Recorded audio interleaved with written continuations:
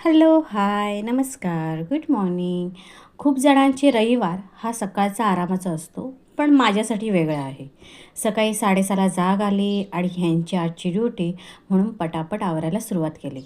रात्री पूर्ण ओटा स्वच्छ धुवून पण सकाळी पुन्हा ओटा धुतल्याशिवाय समाधान मिळत नाही. रविवारी सकाळी एवढी गडबड असते की एकाच वेळी 2 डबे करावे लागतात. एक नाश्त्याचा आणि एक जेवणाचा. त्यात माझा मुलगा उठला की मी काय करते ते बघण्यासाठी येतोच. त्यात मला अजून किती काम वाढेल हे बघतो. सकाळी सगळं आवरण्यातच जातं. सकाळी सगळं आवरलं साधारण 9च्या दरम्याने मी बघते तर पप्पांनी जो पडलेला मांडव होता तो त्यांनी नीट केला. छानपैकी बांधला. खरंच शेतकरी माणूस आहेत की जे कधीही गिवअप करत नाहीत. कितीही वादळं येऊ देत ते पप्पा पहिले खूप शेती करायचे. त्यांची मेहनत, त्यांच्या आठवणी आम्हाला सतत सांगत असतात. काल जे वादळ आणि पाऊस आलं होतं, तर आज खूप रखरखतं ऊन होतं आणि त्यात मी म्हटलं थोडा भाजीपाला घेऊन जाऊया. कधी-कधी म्हणतात ना, की आपण स्वतःसाठी 1 तास तरी वेळ काढावा.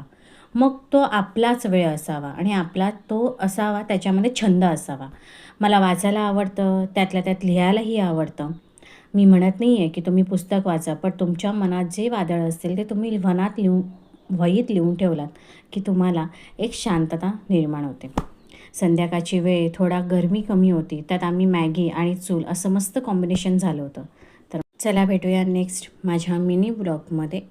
Thank you so much. Keep supporting.